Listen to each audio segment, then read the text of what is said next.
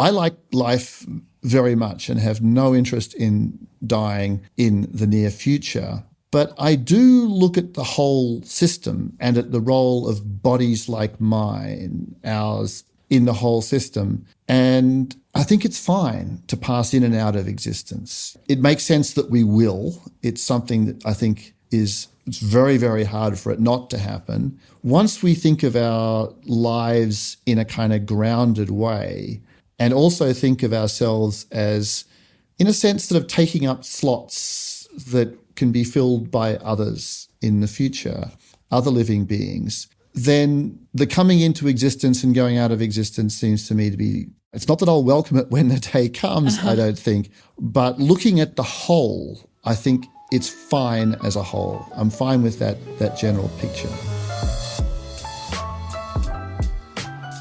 Hi, listeners. This is Luisa Rodriguez, one of the hosts of the 80,000 Hours podcast. Today's episode was a really fun one for me. Peter Godfrey-Smith is the author of one of my favorite books, Other Minds, which explores the origins of consciousness and intelligence through the lens of octopuses. So I was super excited to get the chance to talk to him about his new book, Life on Earth. It's a shorter episode, but we managed to cover a lot of ground. We debated the moral dilemmas around wild animal suffering, whether Peter thinks wild animals' lives are on balance, good or bad, and when, if ever, we should interfere with them. He shared why he doesn't think we can or should avoid death by uploading human minds. And he explained why the evolutionary transition from sea to land was key to enabling human-like intelligence and why we should expect to see that in extraterrestrial life too. And a bunch more. So I hope you enjoy our conversation as much as I did. Without further ado, here's Peter Godfrey-Smith.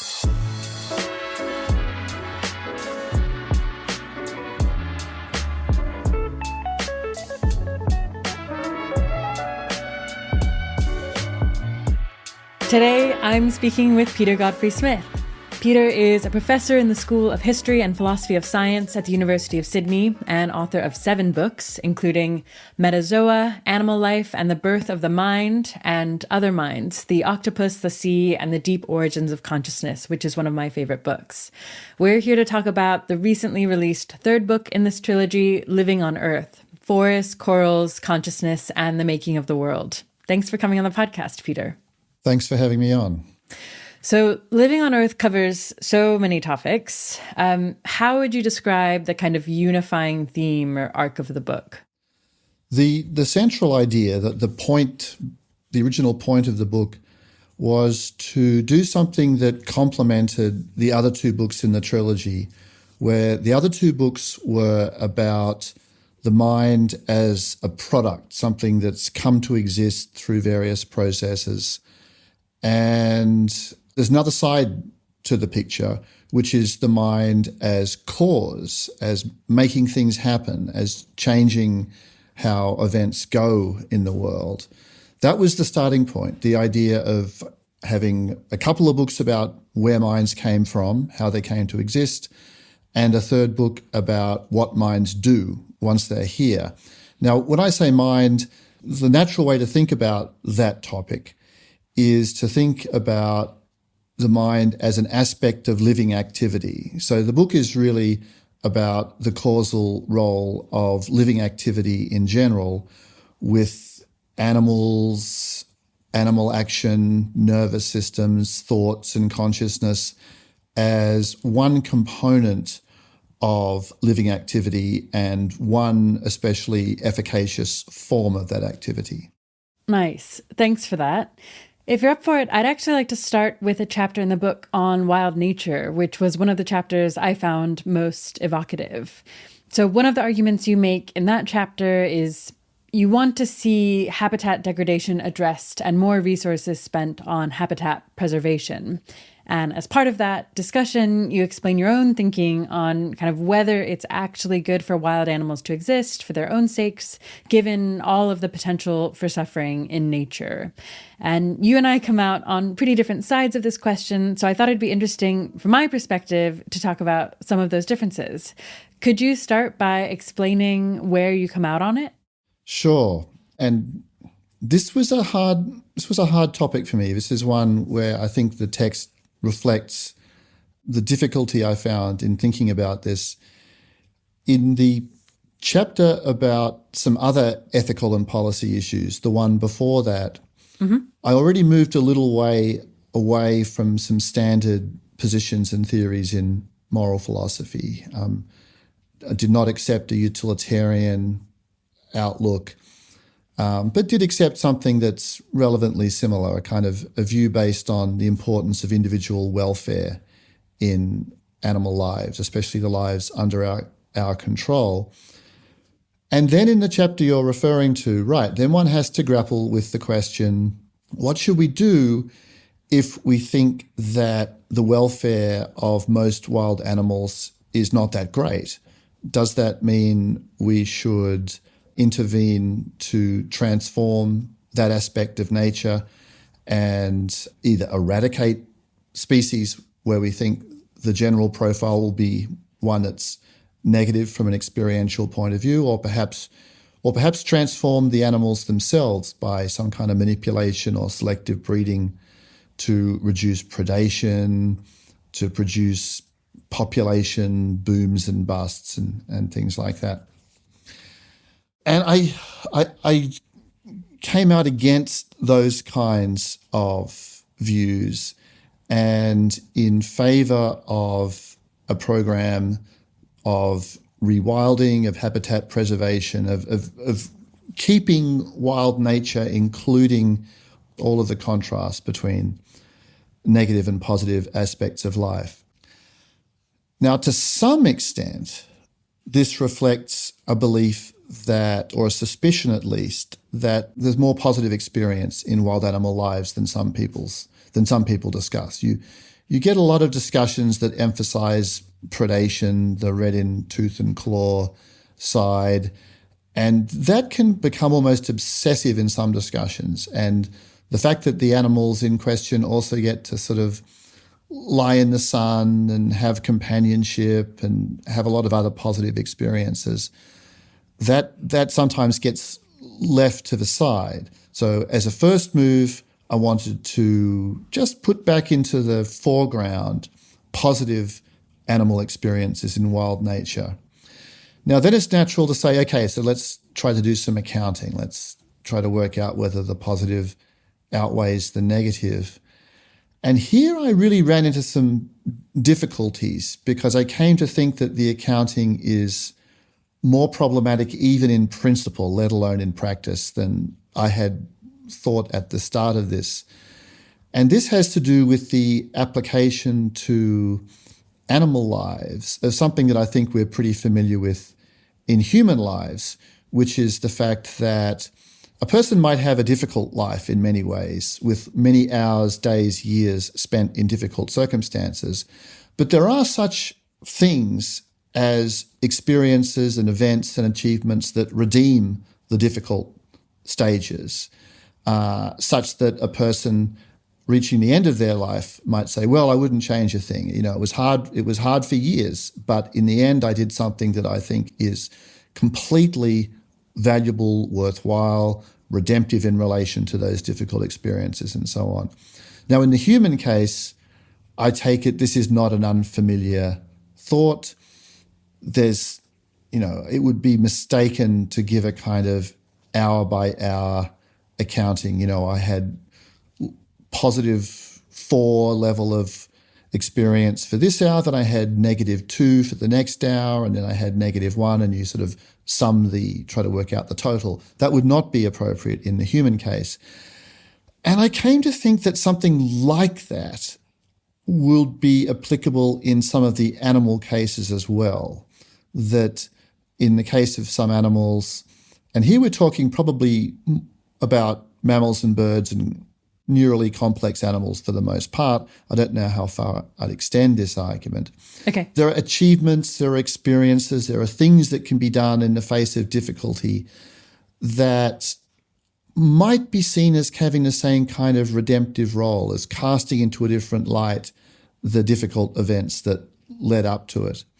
I mean, the example I use in this part of the book is watching some birds not far from where I am right now, actually, successfully raising some young fighting off a couple of rather aggressive parrots of another species that wanted to fight them, prevailing against difficult odds, and doing so in a way that was so wholly successful, it seemed to me, that if you wanted to sort of do an accounting of how things had gone for those birds, you would not want to do the naive thing of just counting up difficult and less difficult hours. There's something special about what's achieved at the end of that process. Okay, so idea number one was I had a kind of welfarist view about some animal ethics issues.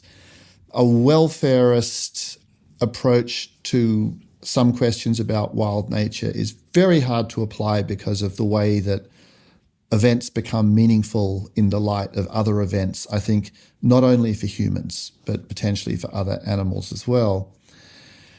And that whole line of thought orients me towards an emphasis on a kind of richness in wild animal lives, or richness of two kinds in wild animal lives. There's firstly what we've just been talking about, the sort of being in the fight and having it be possible to achieve things that redeem difficult periods. There's that side. And there's also a side that's in some ways quite far from standard moral philosophy options here, where we look at this whole structure, the sort of the tree-shaped historical procession of animal life, of animal evolution, including ourselves within it. And there's a kind of, we have wound up with the capacity to make choices that affect the whole. We have wound up, like it or not, having a kind of steward-like role here. And there's a kind of ingratitude in allowing the richness to be destroyed. There's a kind of, I think, unwillingness to recognize kinship when we allow other species to sort of decline and go extinct. There's an orientation towards our relation to the whole that I think pushes towards the benefits of preservation and rewilding and that kind of option. Okay, now I've said lots of stuff. So now I'm very curious as to where we depart on these questions. Yeah, and I'm so grateful to you for being up for it, because I really do think this is a really important question given the scale of wild animal life, and one that people have these extremely different views on. So yeah, there were a few steps. I think the first step we depart might even be at the point where, in thinking about the human experience and how valuable richness is, here I feel genuinely very torn. Part of me does have this sense that the hard things I've experienced do get kind of reinterpreted over time as valuable, as leading to growth, as adding just like a diversity of experience to my life that I value. On the other hand, I hope to have children. If I have a child, I wouldn't wish the depression that I've experienced on them. I would love actually just for them to be, I don't know, in great health, for them to go through life actually without the hardship that, to some extent, but much more so other people, I think, experience. And so I feel at least sympathetic to the idea that we have this psychological mechanism that encourages us to do kind of sense making in a way that is maybe beneficial in ways that are, I don't know, a bit complex, but that don't actually reflect the kind of true good and badness of our experience. So maybe we're telling these stories, we're reframing things, but that's kind of instrumentally valuable in itself. And so we do it, but it doesn't actually mean that, like, on the whole, those experiences were all good and worth having and we're better off for them. Do you feel sympathetic to that at all? It's not that we should look back on the bad parts and say, oh, no, actually, that was good. The bad stuff can be bad, but with respect to at least some of the negative elements, the bad side arises as, part of a struggle, as part of an attempt to pursue projects that are intrinsically contingent and difficult and risky and put lots of demands on us. And then when things go wrong, it's still, well, things went wrong. It's not that I think we should find ways to reinterpret the genuinely bad stuff as straightforwardly good.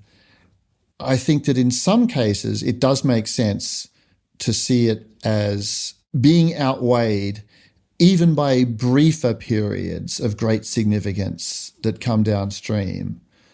And to some extent, it's the kind of the naive hour-by-hour accounting that I want to sort of immediately push back on. Mm-hmm. Now, one of the examples that you used of a kind of negative experience is ill health, including depression. Yeah, it's hard to see something positive in that, even in the kind of context that I'm trying to put on the table here, because it's debilitating. It makes it harder to pursue the stuff that might wind up leading to achievements that redeem and rebalance everything.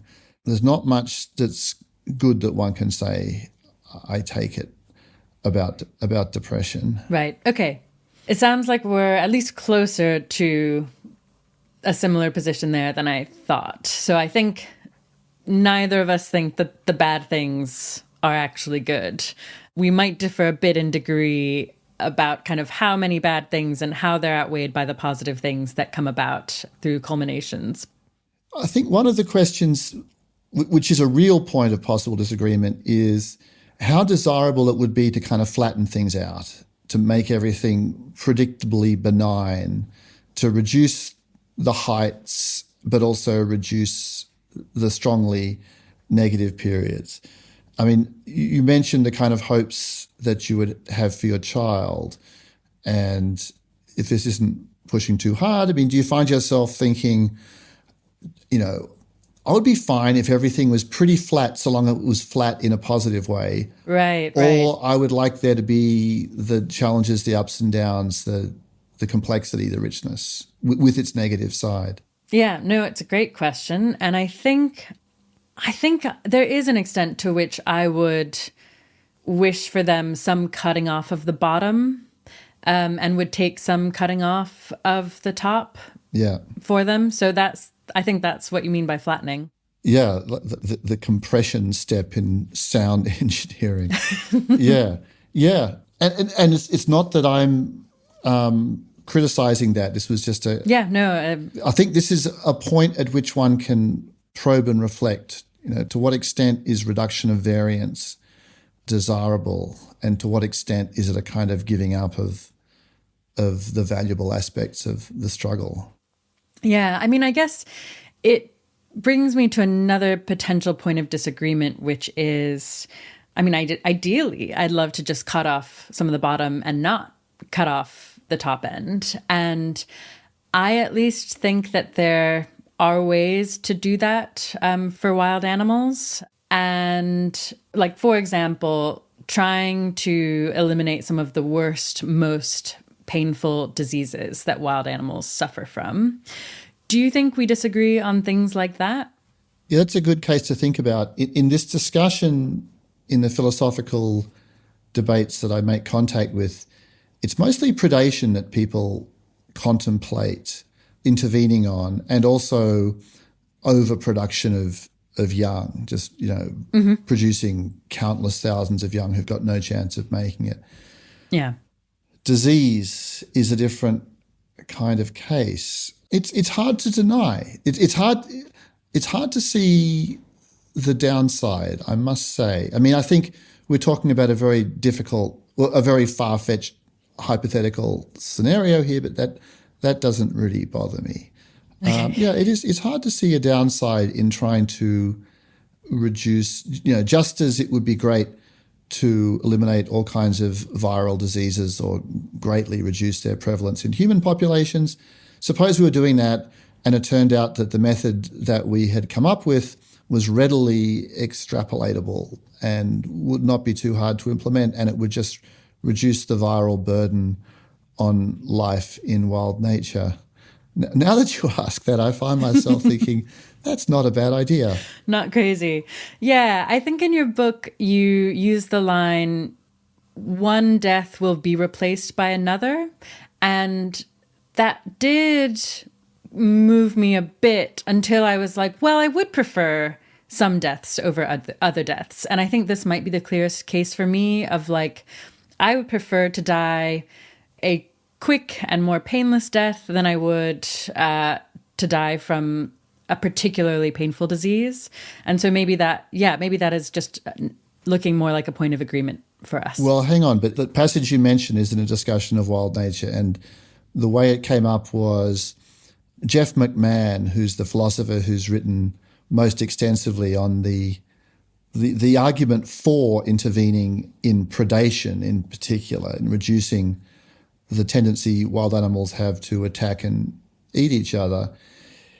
He, at a certain point, has to acknowledge that when you make an animal less likely to die from predation, you don't make it less likely to die full stop. You just exchange one kind of death for another.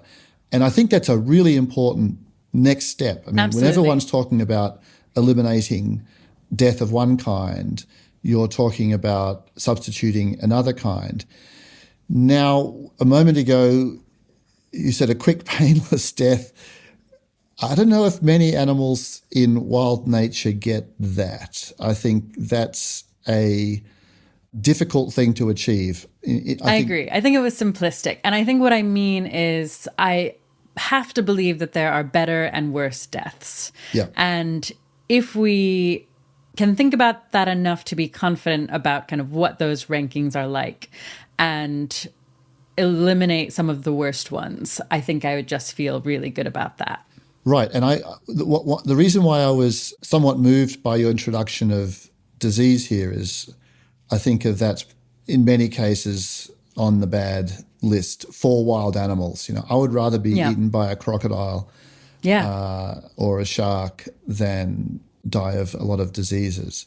So predation deaths are not, in a lot of cases, harder, tougher, more unpleasant than the deaths that would replace them. Yeah. Okay. That's exciting to me that we found, some point of overlap.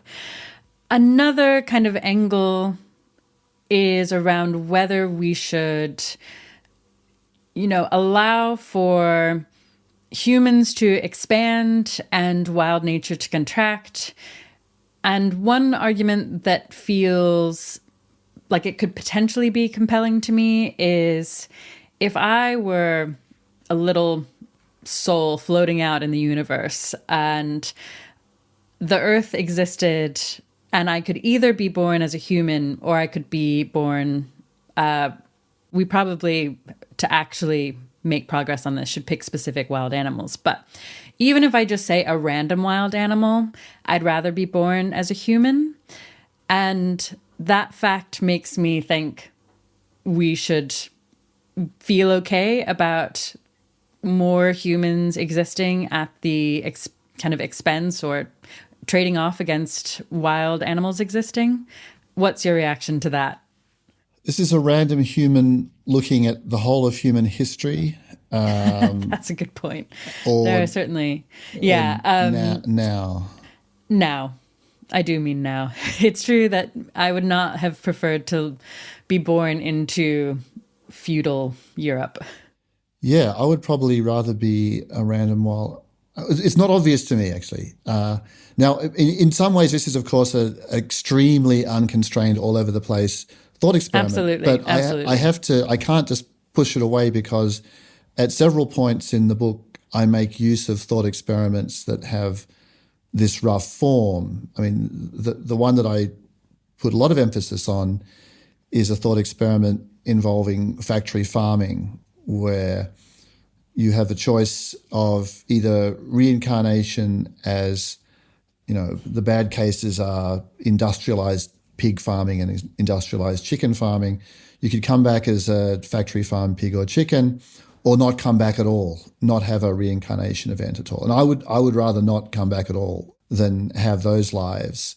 Whereas, something that for me marks a big contrast between industrialized farming of those kinds and the best kinds of humane farming is I'd quite happily come back as a cow on a humane farm.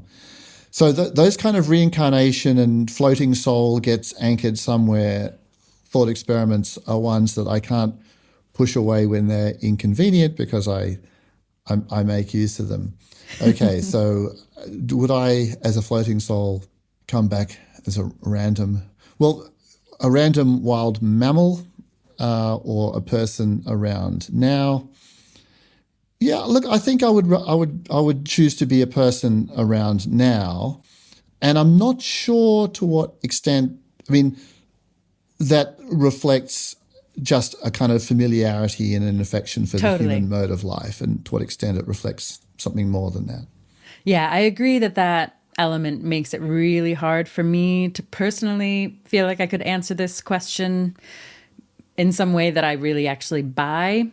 But the fact that I have that intuition and that it lingers when I really try to picture even idyllic lives in wild nature feels moving to me. And yeah, maybe it gets at another reaction I have.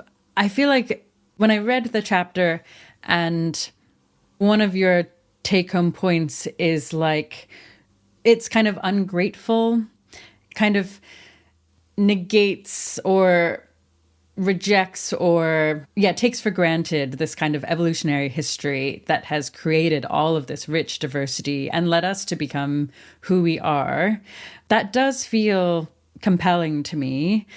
And then I have the thought, but if I were a wild animal and I could choose to be a human instead, I think I would. And so then this well, on principle, we shouldn't be ungrateful, and so we should kind of keep the balance as it is. But if there are some wild animals who wouldn't keep the balance as it is, I feel like it's a bit rich to kind of maintain that balance on this principle. I'm just back a week or so ago from a trip to Central Australia. I went on just a solitary, brief wildlife trip, and I spent nearly all the time hanging out with some birds, wild budgerigars, the little parrots that are often kept in cages these days. And I found a spot where there were thousands of them, and spent almost all the time I had available just hanging out there. I mean, that's how I tend to do wildlife things. I tend to sort of go back to the same places and stay in the same place and just try to get a sense of the rhythms and the passage of a day for the animals in that place, what it's like. Right. They look to me to be having a fantastic time, I must say. Okay. They zoom around. They will not stop yelling at each other. They didn't seem under much threat from anybody. There were some birds of prey around. There was a couple of big kites, but the budgerigars did not seem remotely scared of these large birds of prey, just because the budgerigars, I think, are much faster. So they were even sort of hanging out beside the nests of the kites some of the time and just rocketing around, interacting, yelling at each other all day. And that's part of wild nature. It's not just the tough stuff. That's a real part of it. Yeah. Yeah, I feel like we do come close to agreeing in lots of areas. And then maybe it is something about the extent to which the suffering weighs on me. And to be honest, the extent to which I actually haven't probably had nearly as much experience in wild nature as you have, and probably don't have a very, very good visceral sense of what all the positives in nature are like. But maybe just to wrap up on this section, if this were a research field and we looked really hard at the kinds of lives different species were living, and, there were things that were obviously on the bad side, obviously on the good side, what do you at the end of the day think would be the best way to respond to that? Let's say that we actually have practical tools to somehow either address disease or to reduce the populations of the species that seem to more commonly be suffering extremely.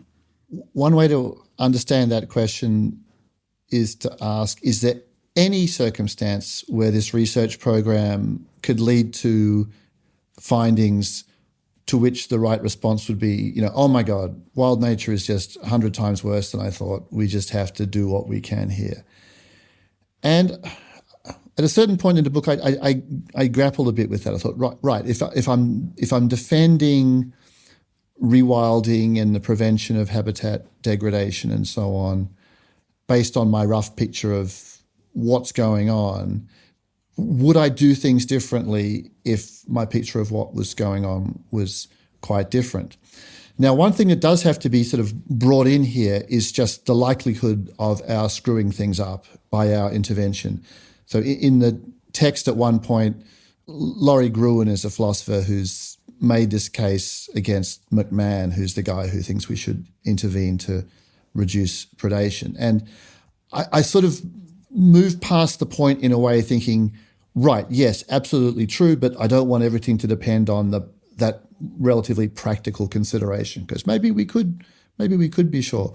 Now that does press back on us in your scenario here. We've got to ask, what chance is there really? I mean, given the history of, Australia is a good case here, where there have been quite a number of deliberate introductions of animals, right, with what seemed like sensible reasoning behind it, and I think it's pretty much always been a mistake. It's never been good. So the short-sightedness of human action and the difficulty of implementing these things is a big point.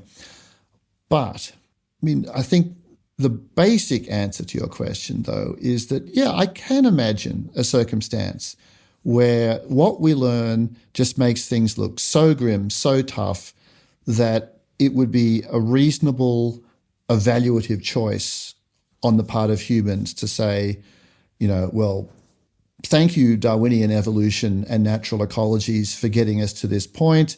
We are the beneficiaries of that process. But when we look over how it is now, we think it's actually something that would be better off if it was radically transformed and curtailed. I don't think that's an impossible or crazy or wholly unreasonable conclusion. Okay. I really, really enjoyed that. Thanks for being up for doing some back and forth. And it sounds like we both agree that probably learning more about the lives of wild animals for people who worry about this seems like a good thing to do. The final chapter of your book considers whether death is something we should accept, and I guess that's desirable. How do you think about death? Desirable's too strong a word, okay. Because that makes it sound like there's a completely sort of open slate of possibilities here. Never dying, dying soon, dying in a long time. What's the desirable thing?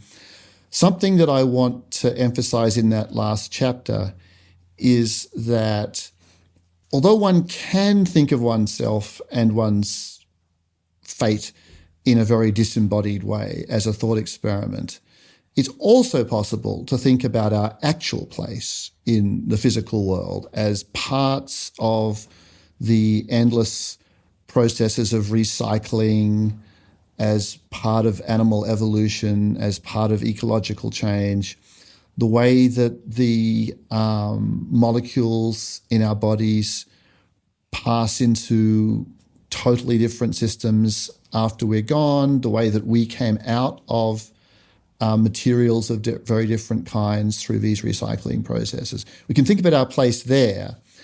And I like life very much and have no interest in dying in the near future.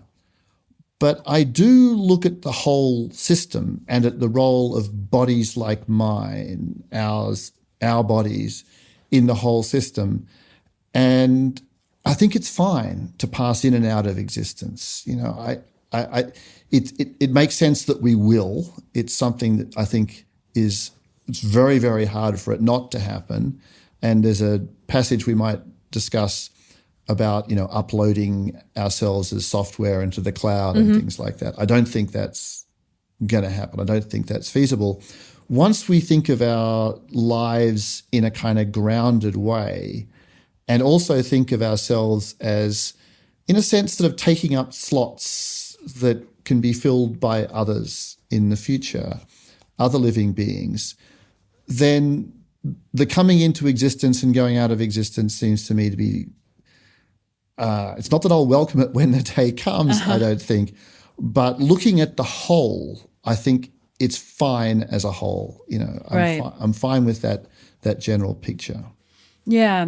I think the closest I got to your position was when you brought in Derek Parfit's view of the self, which I'm going to butcher, but is something like our attachment to us as ourselves as individuals is probably not actually really reflective of what the self is like. Probably over time, we are many different selves as we change, and we have this kind of illusion, if you will, that we are one self over time.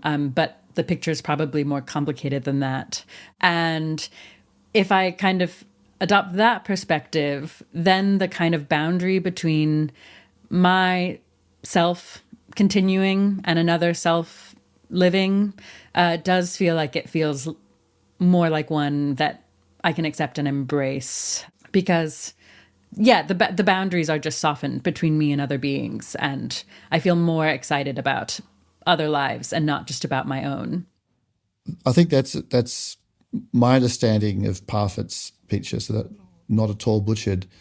And I have some of the same thing. Now Parfit's making the point in a way that starts from a negative argument, which is that there's less of a self there than you think. There's less of a kind of enduring whole, a core to yourself than you realize. And once you move away from a kind of excessive reification of a continuing self, you'll see that concern for other beings is not so different from concern for the future version of you, for example.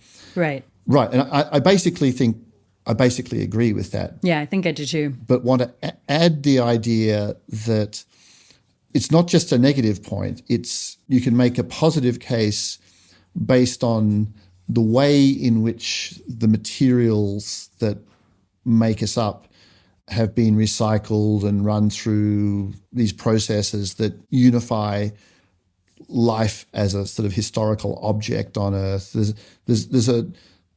It's possible to see a more positive kinship as well as the kind of fragmenting move that Parfit wanted to make. Yeah, so I think I actually find that compelling, and I feel a little bit more accepting of death when I think about it that way. One kind of assumption there is that there are kind of finite slots, and I think you grant that even just going forward because of changing fertility rates and population growing slower and maybe even declining at some point, that it might not be the case that there are finite slots. Another way there might not be finite slots that you've just mentioned is the potential for uploading our brains and creating digital mind versions of ourselves. But you've just kind of hinted that you don't believe this is feasible. Yeah, why are you doubtful that we could create uploads of ourselves? My view on that comes from the general position that I'm developing slowly, cautiously on the biology of conscious experience, or the biology of felt experience. And this was developed in a bit more detail in the second book, but it has a discussion in Living on Earth as well. The view that I think is most justified, the view I would at least put money on, is a view in which some of what it takes to be a system with felt experience involves relatively schematic functional properties, the way that a system is organized in relation to sensing and action and memory and the internal processing and so on. And some of those, what are often referred to as functional properties, could exist in a variety of different physical realizations, in different hardwares or different physical bases. But I don't think that's the whole story. I think nervous systems are special. I think that the way that nervous systems work, the way that our brains work, there are sort of two kinds of properties that nervous systems have. There's a collection of point-to-point network interactions where this cell makes that cell fire and prevents that cell from firing, the spiking of neurons and the great point-to-point massive network interactions. And there's also other stuff which for years was somewhat neglected, I think, in these discussions, but which I think is probably very important. There are more diffuse, large-scale dynamic properties that exist within nervous systems, oscillatory patterns of different speeds, subtle forms of synchronization that span the whole or much of the brain. And these are the sorts of things picked up in an EEG machine, that kind of large-scale electrical interaction. And I didn't come up with this myself. There's a tradition, Francis Crick thought this, neuroscientists like Wolf Singer, a number of other people who've argued that this side of the brain is important to the biology of conscious experience, along with the sort of networky, more computational side of the brain, that both sets of properties of nervous systems are important.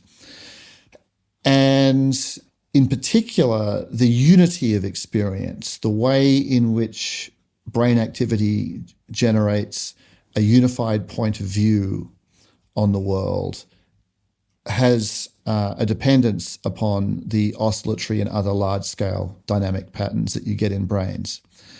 Now, if you look at computer systems, you can program a computer to have a moderately decent facsimile of the network properties in a brain. But the large-scale dynamic patterns, the oscillatory patterns that span the whole, they're a totally different matter. I mean, you could write a program that includes a kind of rough simulation where you'd know what was happening if the physical system in fact had large-scale dynamic patterns of the relevant kind.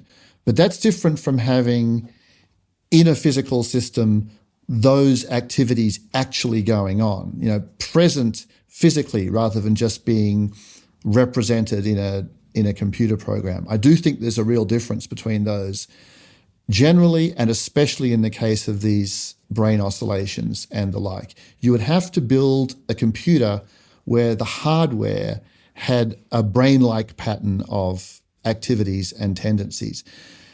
And this is not part of, people might one day do that, but it's not part of what people normally discuss in debates about artificial consciousness, uploading ourselves to the cloud and so on. Right. People assume that you could take a computer like the ones you and I are using now with the same kind of hardware, and if you just got the program right, if it was a big, powerful one and you programmed it just right, it could run through not just a kind of representation of what a brain does, but a kind of realization and another instance or another form of that brain activity.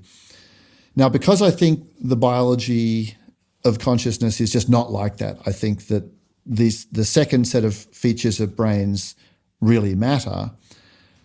I think that it will be much harder than people normally suppose to build any kind of artificial sentient system that has no living parts. It's not that I think there's a kind of absolute barrier from the materials themselves. Right. I don't know if there is, but I certainly think it would have to be much, much more brain-like. The computer hardware would have to be a lot more brain-like than it is now.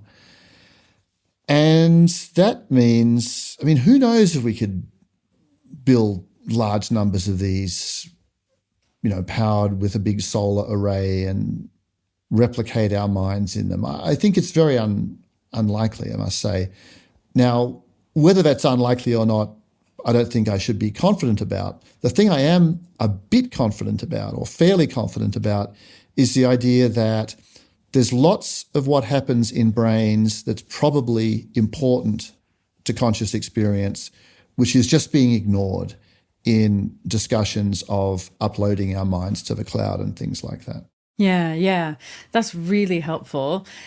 So I don't know very much about these kind of large-scale dynamics. Are they a result of neuronal firings, or are they a result of other things going on in the brain? This is quite a controversial point, actually. I mean, it's a good question. The sense I have, and I'm continually trying to learn the latest on this, is that most of the activity in those large-scale dynamic patterns is not just a summing together of lots of firing of neurons. Because if it was, then you might say, well, then the network point-to-point, cell-to-cell things really are all that matters once you've really captured those, and the other stuff is just a consequence or a kind of zoomed-out manifestation of that. And I don't think that does not seem to be the case. It seems rather that within the cells that make up our brain, there's a kind of to and fro of ions across membranes that is below the threshold that is required to actually make the neuron fire, that sort of dramatic spark-like firing. It's more of a kind of rhythmic, lower-level, sub-threshold electrical oscillation. And those oscillations affect the firing of neurons, and the firing of neurons affect the oscillations. But there is a kind of duality of processes there. And it's not just that if you knew which cells were firing when and you ignored everything else, that you could recapture, in a sense, the large-scale dynamic patterns. There's more than that. Right. So if you take this kind of what for me has been a very intuitive, but I guess would feel like an inadequate thought experiment of replacing each neuron in the human brain one by one with an artificial silicon-based one. It sounds like you would guess that doing that, even if you got that to work, it wouldn't make kind of the entire process and kind of physical system of the brain be entirely artificial. Like there would be other things that remained biological that were playing a crucial role that you hadn't replaced and replicated yet. Well, the way you described it, you made it sound like at the end of this process, the biological parts were gone. So is it that we really replace everything, or is just we replace some stuff and leave some of the biological material in place? Yeah, I think I'm curious about whether you just replaced neurons with synthetic neurons. Do you think there would be a working brain at the end? And if so, would that be because the other biological stuff was still there?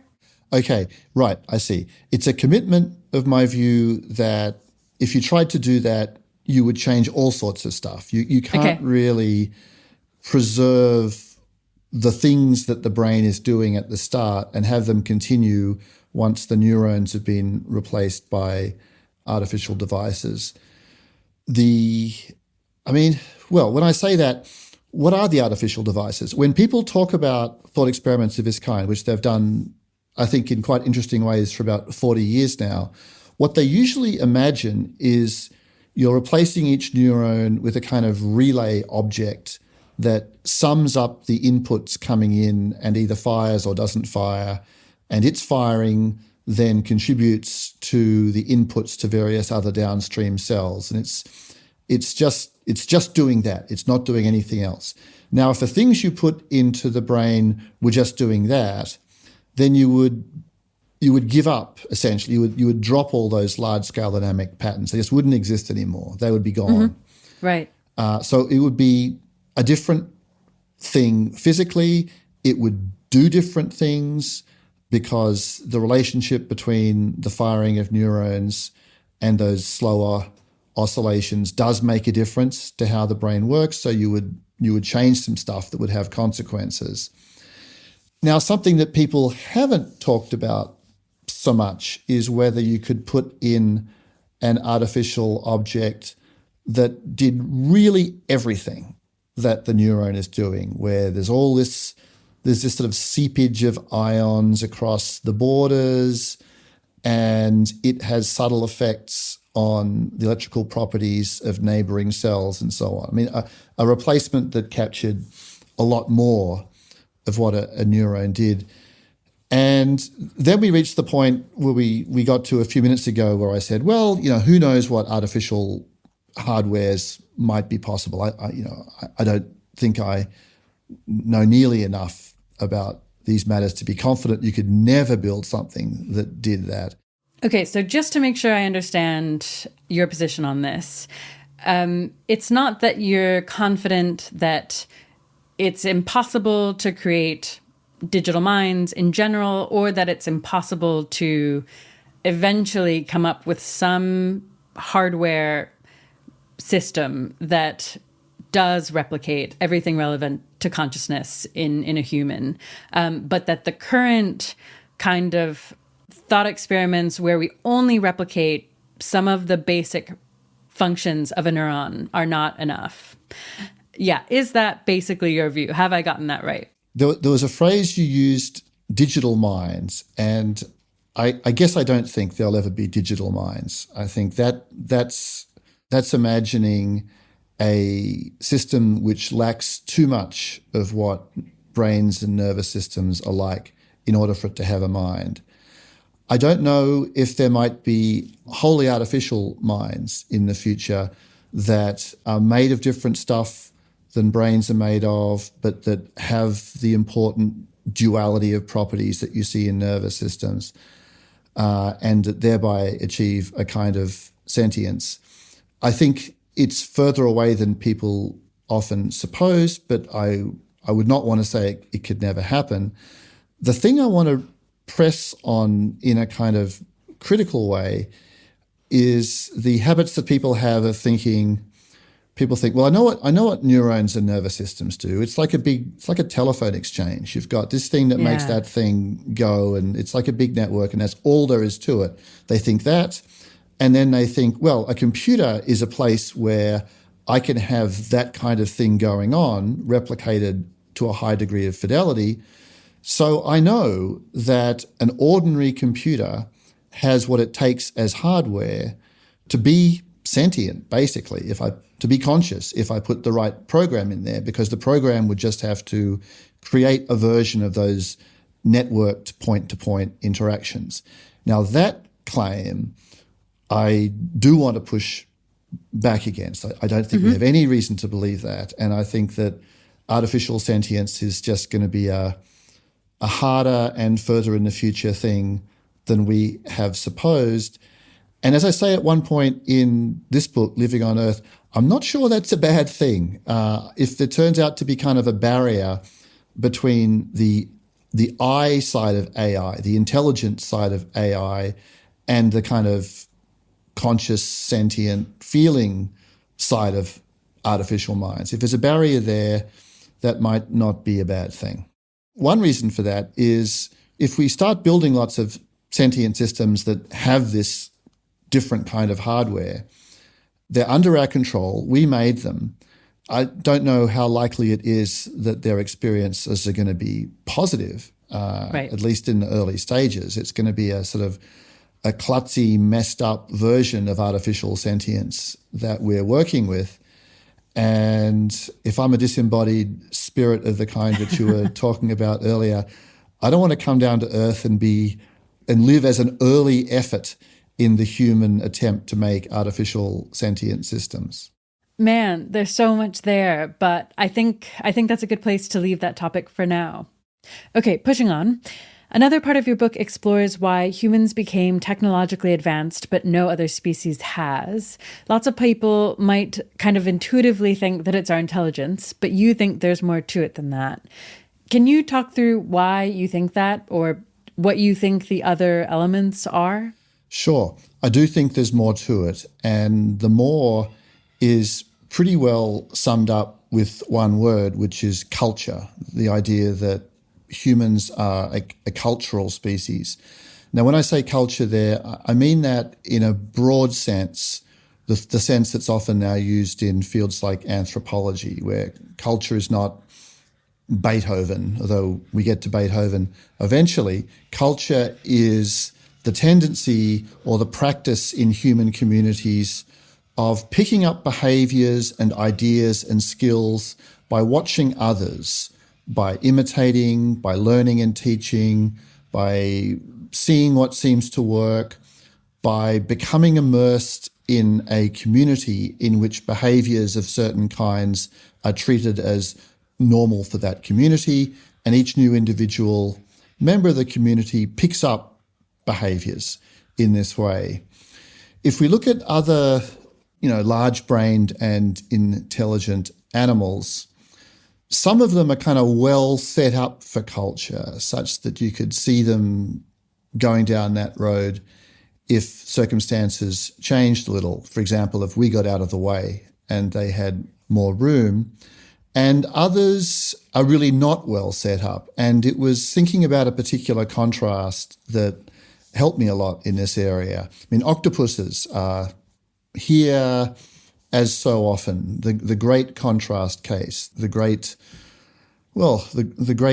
informative weirdos in this area. Octopuses have very large brains, very complex behavior, and they're fairly smart, but they are not at all cultural, it seems, and they're not poised to pick up that way of living either, partly because of their short lives. But the more important fact is what kind of relationships you have between young and old in octopuses. If you're an octopus, you're born, you become a larva drifting in the sea, you never hang out with your mother, let alone your father.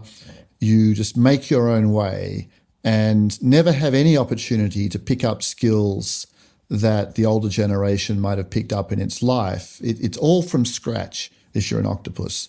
What you have to go on is what your genes have given you and what your own individual experience gives you.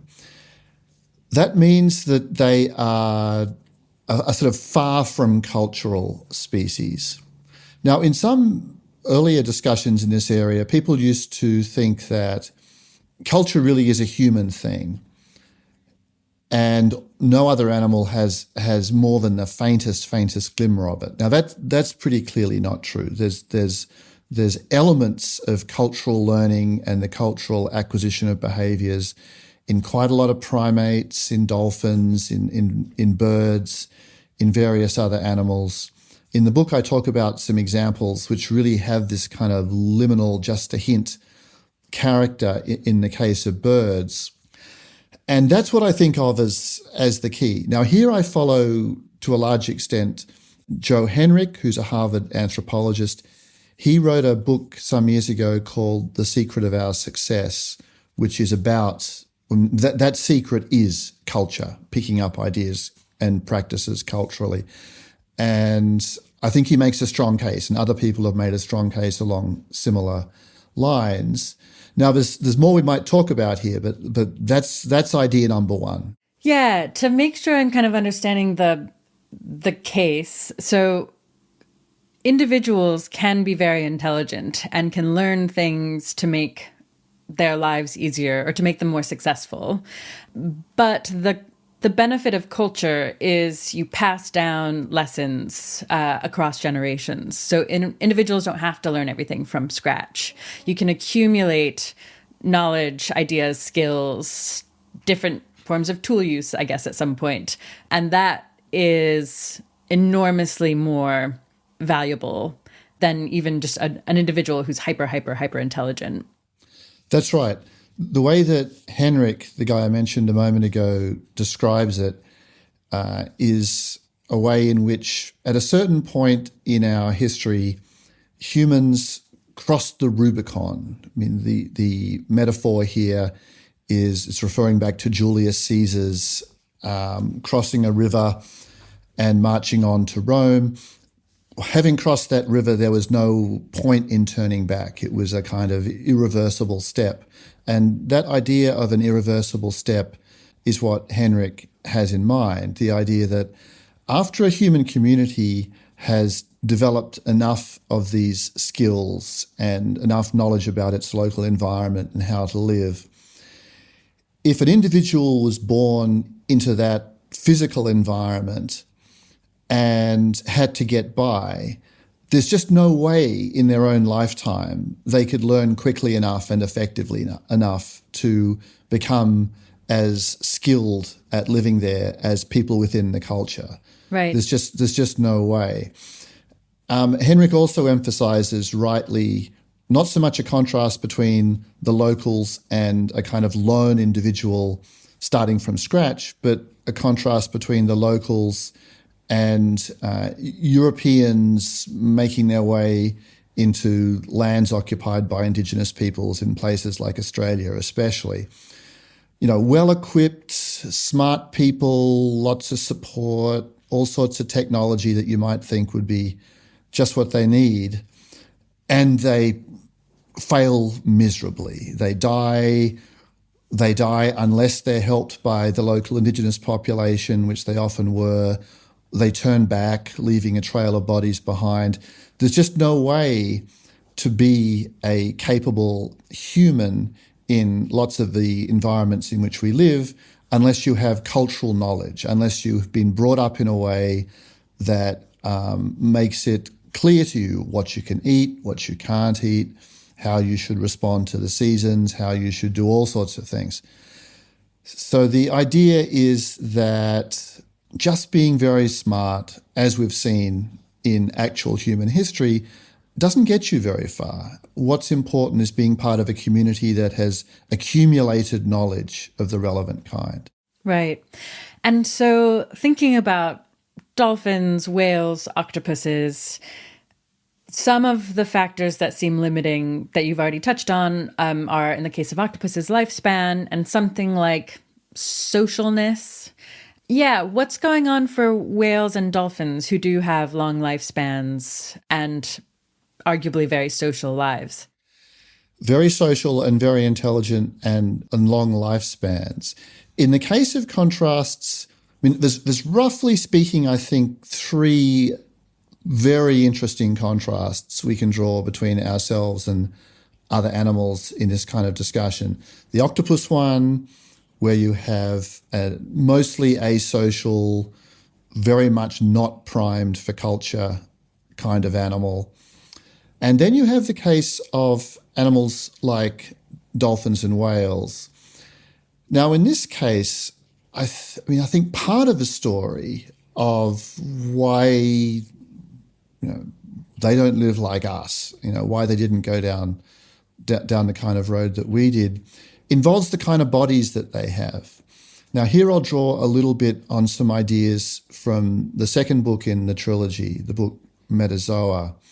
If you look at the evolution of bodies and behavior going way, way back, hundreds of millions of years back, there's a trio of animal groups or collections of species, a trio in which you have what a guy called Michael Trestman christened complex active bodies where you can move a lot, you can manipulate, you can target your behaviors on other things. You have good senses, including image-forming eyes that can present objects in space and so on. The three groups of animals that have some species with complex active bodies are our group, the vertebrates, so mammals and birds, arthropods, the group that includes insects, and that weird renegade group of mollusks, the octopuses, and to some extent the cuttlefish. So you've got three kinds of animals with complex active bodies, all of which had pretty much that kind of body for quite a few hundreds of millions of years. But suppose we list three features that involve kind of further refinements within that idea. One is the capacity for manipulation, being able to sort of fiddle with things and transform raw materials into new objects. So manipulation is number one. Second one is a kind of behavioral open-endedness, being able to do things that are relevantly different than what's been done by other members of your species, being able to act in genuinely novel ways. That's number two. And the third one is having a centralized control system, having a nervous system that is, quite centralized and can then become the basis for a certain kind of intelligence when that brain, that central nervous system, becomes big. Okay, so we got those three properties. Now, if you look in the sea at various kinds of animals, you see lots of animals that have 2 out of the 3, but not 3 out of the 3. For example, octopuses are great at manipulation and they're very behaviorally open-ended. They can do new things, but they have not a centralized control system. Fish have a centralized nervous system, but there's not much that they can do. There's not much scope for manipulation with the fish body. There's some. I mean, the jaw was a great invention for fish. And I've occasionally heard the fish's jaw described as a kind of a Swiss Army knife on your face. But it's not really very accurate because there's not that much you can do with it. So open-endedness of manipulation is not really a factor there either. Yeah. Then you've got arthropods, animals like crustaceans, crabs and lobsters and things like that. They really can manipulate all sorts of things. They're continually evolving appendages for doing weird manipulative stuff. But they're not very open-ended animals. It's hard for an arthropod, given the machinery it has, to behave in genuinely novel ways, even if it wanted to. That's a feature of the kind of specialized hard parts that their appendages are. So, right, and I mean, if you're going to talk about Swiss Army knives, an arthropod's whole body is like a Swiss Army knife, and that in two senses. I mean, a Swiss Army knife can be used to do all sorts of stuff, but only the stuff that's kind of, in a sense, pre-programmed or sort of pre-specified. All the parts have a specific purpose. Okay, so in the sea you have various animals with some combination, 1 or 2 of these features, but no one has all 3.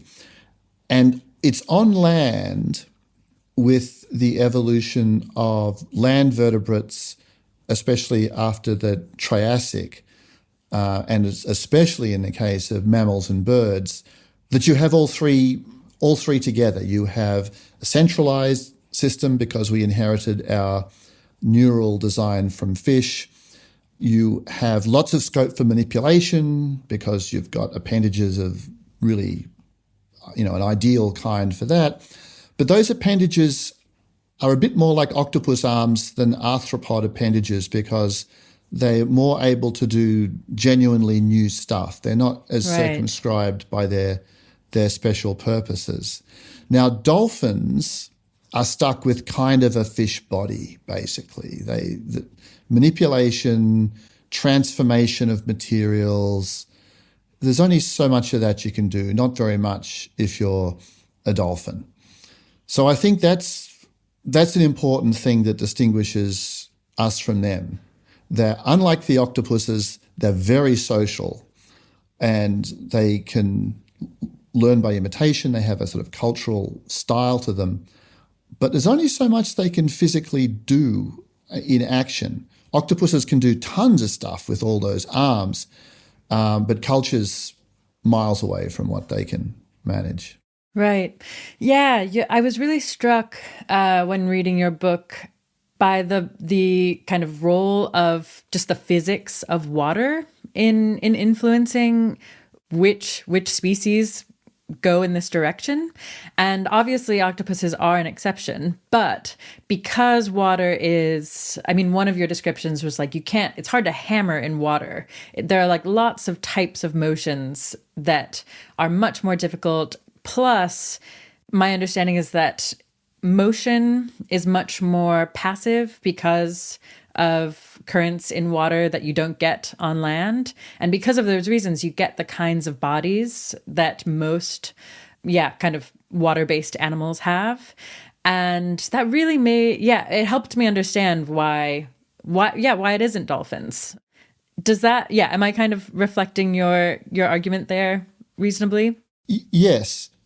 The idea is that there are some kinds of actions that come very readily in water and others that are difficult and become easy on land. And there are other actions that go the other way. And as a consequence of this, there's, I think, a kind of natural transition. Perhaps we could spend a bit of time on this because I'm currently working on a pair of talks which I'll be giving at conferences of various kinds that are going to touch on the question of extraterrestrial intelligence and how animal intelligence might evolve on other planets. Great. And one of the things I want to emphasize in my attempt to sort of make a contribution to this discussion is the importance of sea to land transitions in animal life. So the idea is it's very natural for animals to start in the sea. I mean, on Earth, that's how it happened. All animal life was confined to the sea for its early stages, for all through the Cambrian and the first part of the next period, the Ordovician, for example. And in the sea, some stuff is easy.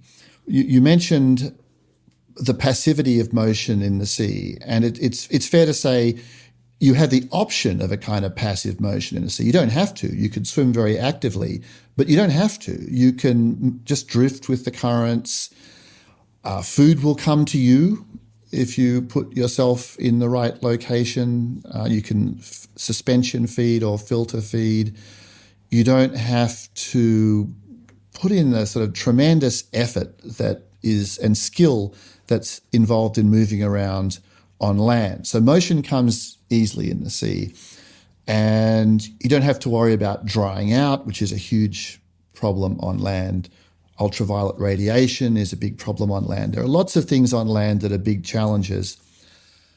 But if you can make your way onto land, which arthropods were the first animals to do, they're always the leaders, it seems, and then some other groups, including vertebrates, did, then you find there's a scope for actions of new kinds, especially in the area of transformation, engineering, working with raw materials, making the environment different than how it was before. So I think that if we're asking about not just, what patterns are there, well, how should we think about our own earthly transition from simpler to more complex behavior, but also asking about how things might go elsewhere on other planets, then a sea to land transition is a kind of natural thing to expect. And that'll have further consequences. For example, it'll mean that the kinds of bodies that we find on land are built out of designs that had to make sense initially in the sea. Right. There's a book from some years ago by a biologist, Neil Shubin, called Your Inner Fish, and it's about the way that the fish design is still present in us. And we can say that will be true, I think, generally. Animals on other planets, even if they're on land doing technologically capable things, they will probably have an inner fish or an inner marine ancestor, perhaps not a fish, but something like that as well. Now, once you're on land, it's not just the sort of simpler kinds of tool use and engineering in a kind of minimal sense that comes more readily, but real engineering. For example, working with metals, achieving high temperatures with which you can smelt and purify and blend, make alloys. The whole realm of metal-based technology is probably strongly dependent on the circumstances and the resources that are available on land. So I think if we come across some intelligent aliens, there'll be things we recognize that are perhaps unobvious when one thinks about this initially, in them. They'll be the products of acetal land transition. They'll have that mark in their bodies in some ways. But in order for them to be technologically capable, they'll have had to deal with the challenges of land in something like the way that we have. Yeah. I sometimes find interesting to think about the extent to which things that have happened and things that will happen were very contingent, or whether they were very inevitable. And this feels like it's pushing on the inevitable. Like there really are narrower paths to the kinds of existences humans live than one might think more naively, which reminds me of another kind of argument, or actually it wasn't an argument in your book, but you kind of describe the great oxygenation of the atmosphere. Do you think that's another example of a thing that might have to happen for life on a planet to even arise, and then follow the same kind of route that we've followed? There's a famous book from decades ago by Stephen Jay Gould called Wonderful Life, where he emphasizes at great length and skillfully the idea of the profound contingency in evolutionary processes. I mean, he thinks that if we, ran the tape back and then played it forward again with circumstances a little different, there's no reason to expect that we'd wind up in a similar place to how we actually are now. Gould's book was very influential, and when I read it, I thought back then, this is the sort of natural thing to expect. There's probably a kind of error that's easy to make where we think that things are set in a particular channel and would wind up in a similar place if the tape was replayed. And a consequence of working on, especially this book, the third book, Living on Earth, has been that I guess I'm much less of a contingency person in some respects now than I was before. I mean, when Gould's book came out, one of the biologists that he discussed in the book, Simon Conway Morris, he pushed back on these claims about contingency. And I haven't actually read Morris's well-known book about this, but I'm probably a bit more on his side. But let's talk about some stages. When Gould made that case about contingency, he was starting the story around the time of the Cambrian, so 540 or so million years ago, and saying that if you ran things forward, you'd expect things to be very different. And for various reasons, I find myself saying, well, maybe not so different, maybe not so different. You should expect animals that have relevant similarities to what we find here. You should expect a sea to land transition with a similar role, and so on. But if we go back much further to the great oxygenation that you mentioned a moment ago, there things look different. And this also was a very thought-provoking area for me when I began to learn a little bit about those events. The picture you get from people who work on the evolution and the role of oxygenic photosynthesis, the invention of the kind of photosynthesis that releases oxygen gas as a byproduct and thereby makes animal life possible. The picture you get from those people is one where, and I'm thinking especially here of Andrew Knoll, who's another Harvard guy who works on early life. He says it was very hard to invent oxygenic photosynthesis. There's other kinds of photosynthesis. There's other ways of using light and various raw materials to build living material without releasing oxygen gas. The special kind, the oxygen-producing kind, was hard to evolve. It involved bringing together two different machines, essentially, that were themselves machineries of photosynthesis in their own right. And you put the two together and you get a combination. It was hard to evolve. It involved bringing the two machines together. Once you do manage it, if you manage it, then you can use water as the supply of electrons in the photosynthesis process. So water is an input and oxygen gas is one of the outputs. Now, once you're using water as a kind of raw material here, its effects are just enormous, both ecologically, we could talk about that, but one of the big effects that's not so much an effect on the Earth, but just an effect on living systems is on a planet where there's oxygenic photosynthesis, you can have much more life, much more life than you could without it. Without this kind of photosynthesis, you might have lots of planets with a little bit of life, kind of hiding in some weird crevices, making use of difficult sources of raw materials, and consequently not going very far, not evolving much complexity, not taking over the whole planet. What happened as a consequence of the oxygen-producing photosynthesis was not just the production of the oxygen, but the fact that water is being used as a raw material, so you get heaps of life, lots of life. And because there's lots of life, there's more evolution, there's more novelty, there's more, new kinds of things being produced.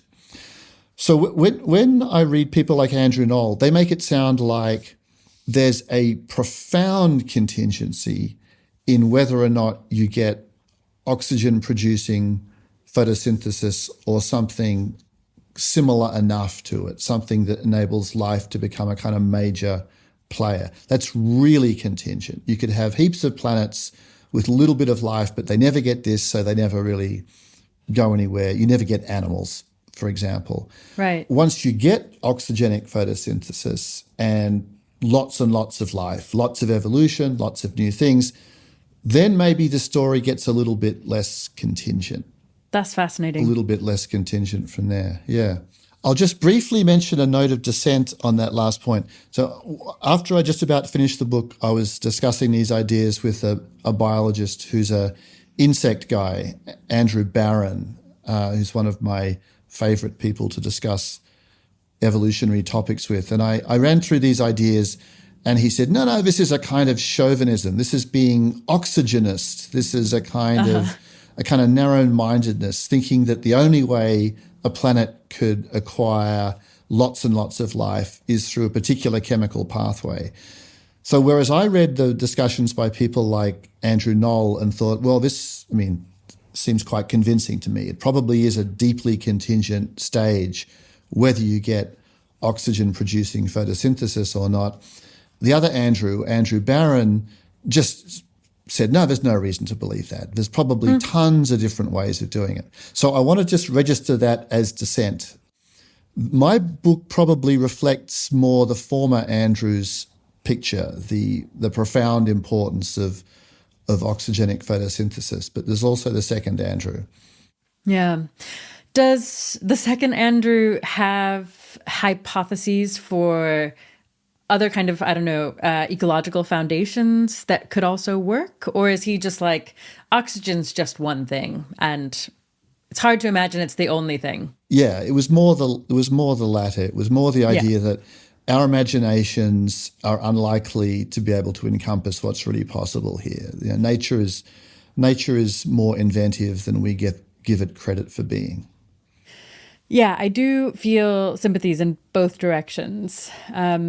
But actually, we should leave that there. We have used all the time we have for today. So thank you so much. My guest today has been Peter Godfrey-Smith. It's been a real pleasure. Thank you. I've enjoyed the discussion. Thanks for having me on. This was a relatively short episode, and we covered a lot of ground across a range of topics. If you want to learn more about wild animal welfare, I recommend listening to episode 56. Animals in the wild often suffer a great deal. We ask Persis Iskander what, if anything, we should do about that. If you want to learn more about digital minds, you might enjoy episodes 173, Jeff Sebo on digital minds and how to avoid sleepwalking into a major moral catastrophe, and 146, Robert Long on why large language models like ChatGPT probably aren't conscious. All right, The 80,000 Hours podcast is produced by Kieran Harris. Content editing by me, Katie Moore, and Kieran Harris. Audio engineering by Ben Cordell, Milo McGuire, Simon Mansour, and Dominic Armstrong. Full transcripts and an extensive collection of links to learn more are available on our site and put together, as always, by Katie Moore. Thanks for joining. Talk to you again soon.